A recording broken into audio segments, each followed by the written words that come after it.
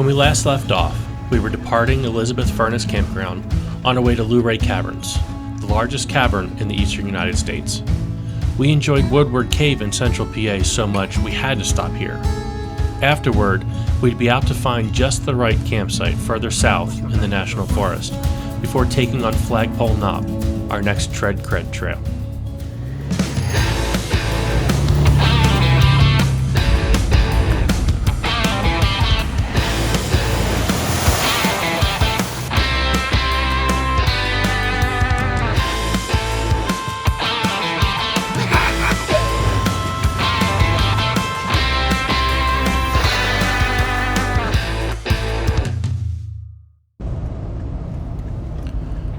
First discovered in 1878, Luray Cavers sees around 500,000 people walk its 1.25 mile long paved walkways annually. 16 stories beneath the visitor center, you'll see not just any old stalactite collection, but some spectacular mirror pools where the shallow waters perfectly reflect the formations above. Photos hardly do this justice.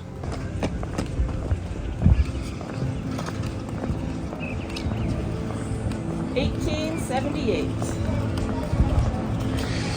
Thank you.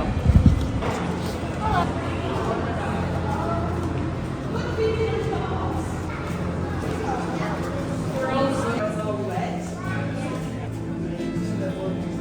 Do you remember what some of these kinds are called?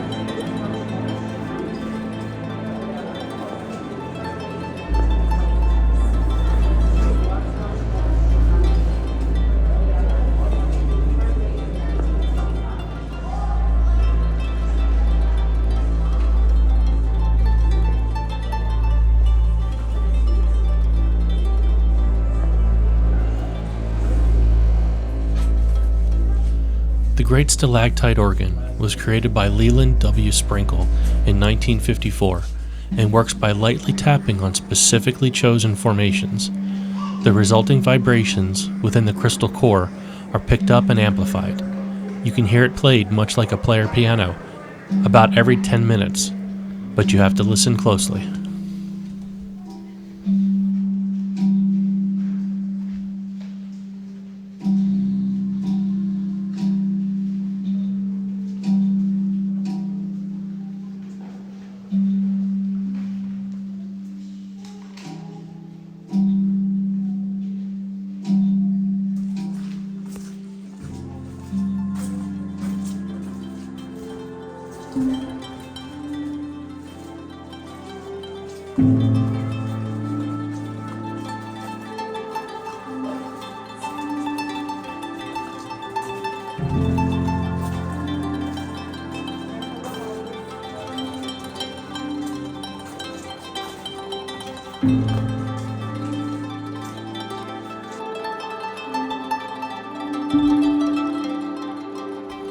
Now we love our side quests, and Luray Cavers was definitely worth the stop, but it was time to head south to the small town of Stokesville, where we would re-enter the National Forest on North River Forest Service Road.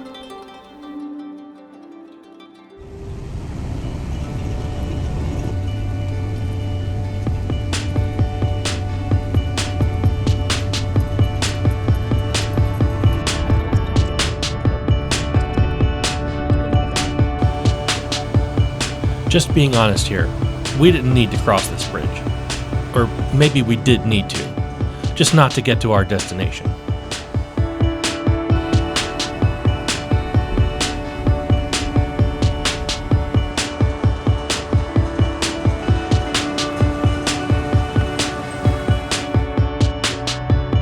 I knew there were some campsites on North River Forest, but it was all paved road and we were really looking for some more remote options.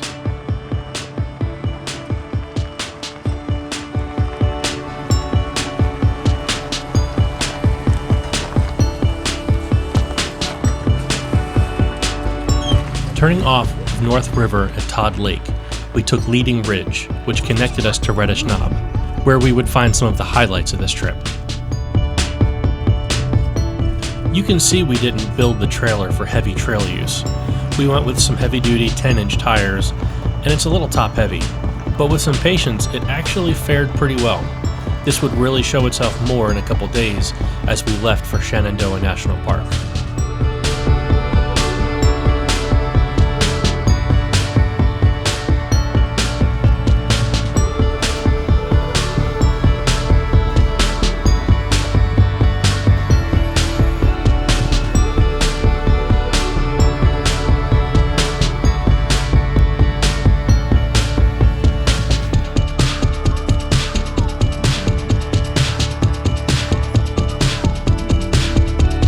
We stopped at nearly a dozen established campsites before settling for this one.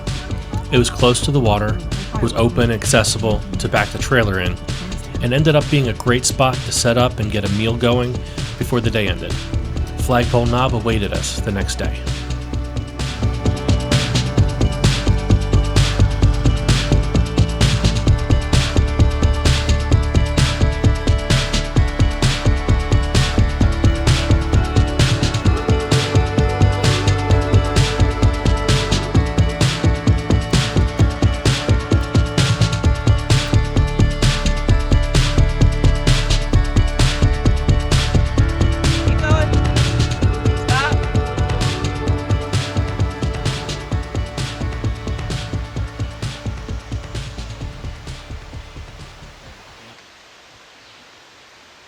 Anna was adamant that we camp near the water, and it's a good thing we held out for this particular site because the sound of the flowing water was a great backdrop for some relaxation and a great meal.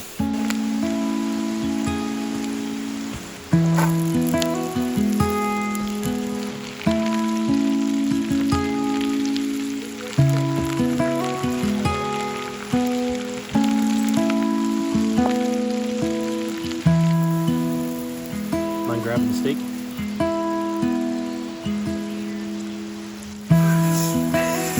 Oh, it's so pretty.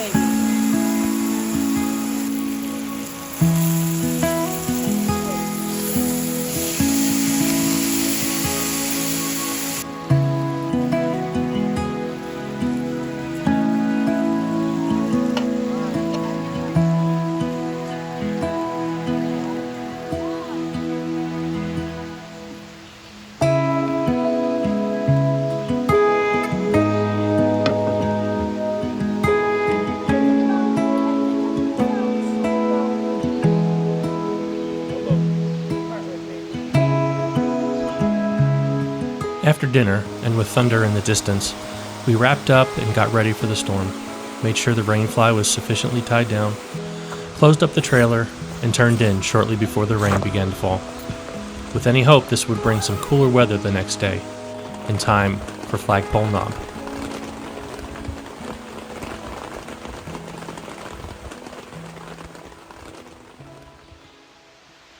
The next morning was beautiful. We woke up to cooler temperatures and a full day to explore the forest. We had multiple vistas marked on our map and that tread cred patch to obtain. After breakfast, we closed up the trailer, cleaned up camp, and headed out for the day.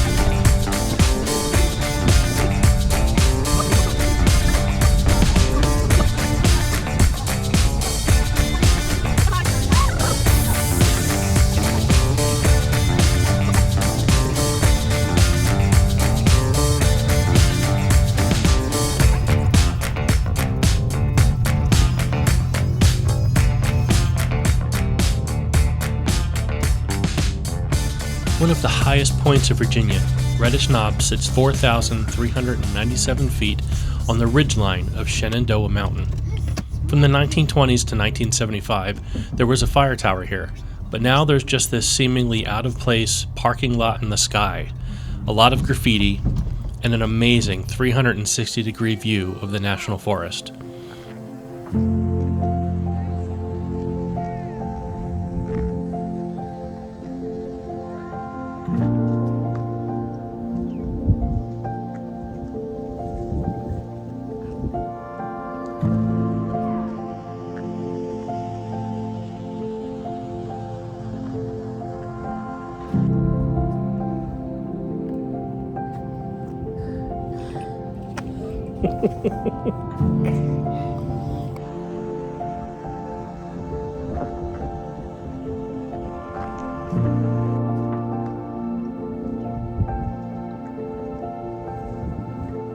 If you pay a visit to Reddish Knob and look closely, you can even get a glimpse of the NSA's Sugar Grove Listening Station, home of the world's largest steerable radio telescope, surrounded by the National Radio Quiet Zone. This explains the very limited cell service even when in town. We'll get a chance to ride right by here later with a few beautiful valley stream crossings.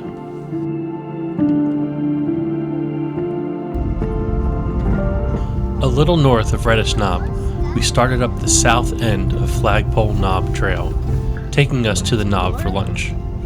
From there, we would continue north to the more interesting part of the trail, earning our patch. We're gonna find a spot in a little while and stop and have a picnic. Yeah, I have a spot to stop in mind. Because Flagpole Knob actually does have a spot. Oh, like a knob. Yeah.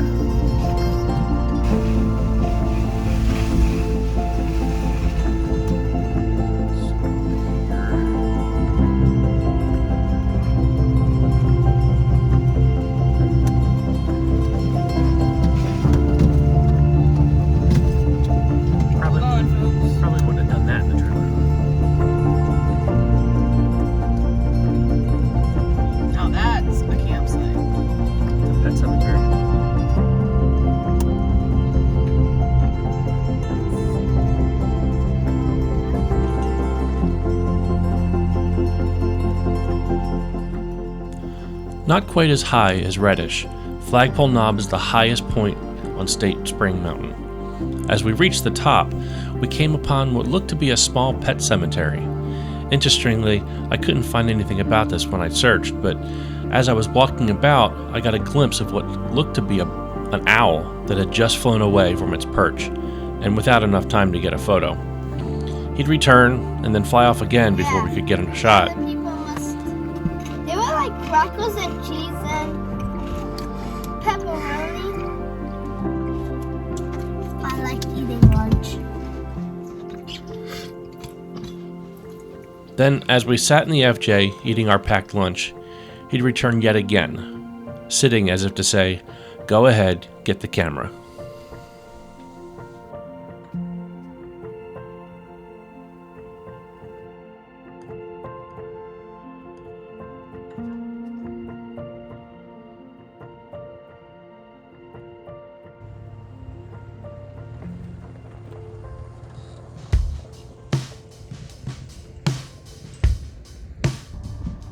With lunch all wrapped up, we headed out on the trail. There were numerous spots that were obviously frequented by very large wheeled vehicles, and we had no desire to get stuck, so we stuck to the mapped route. Riding across the ridgeline was absolutely beautiful. The dense forest canopy would regularly open up to the vast valley below, and while the trail wasn't particularly difficult, I enjoyed it more than Peter's Mill the day before.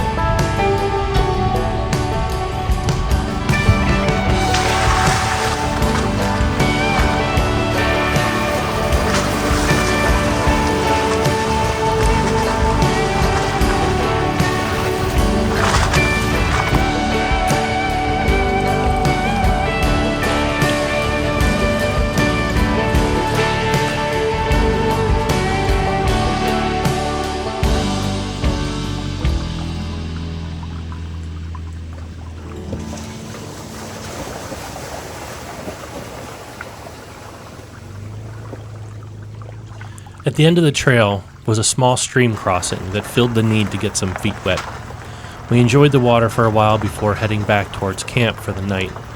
Tomorrow would bring some unexpected water crossings as we circled around Sugar Grove and then pulled the trailer over the ridge for more switchbacks than I'd ever driven in one spot, all on the way to Skyline Drive in Shenandoah National Park before heading home.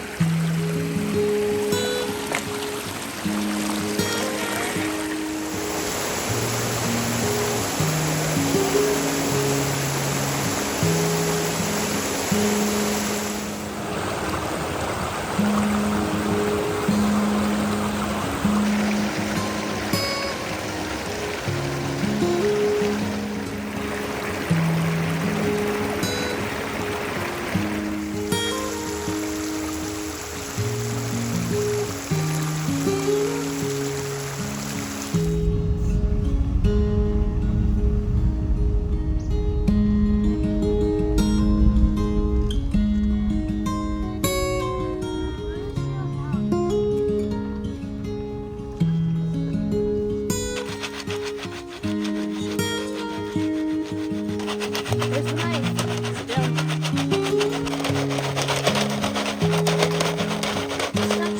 Oh yeah.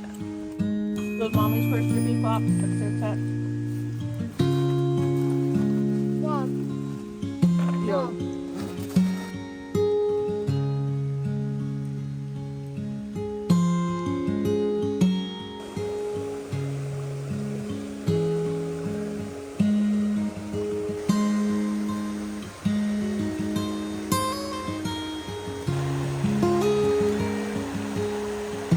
The end of every trip is hard.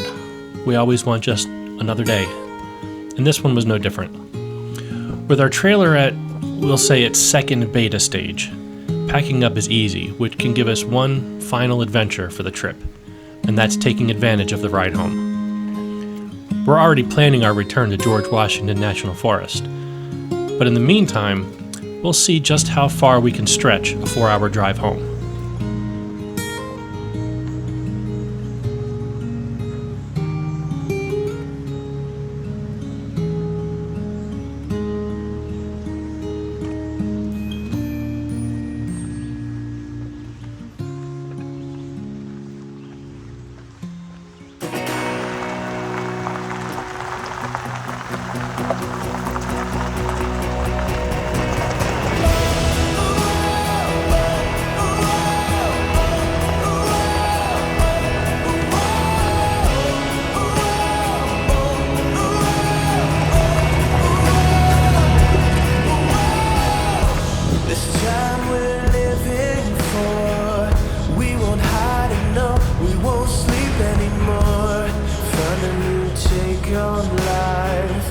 Gonna find the mountain, it's start that climb, and you know we can't ignore this, and you know we won't bury it. The feeling we have won't go away. We're running to the great beyond, stepping out into the sun, further than we'd ever thought we'd go.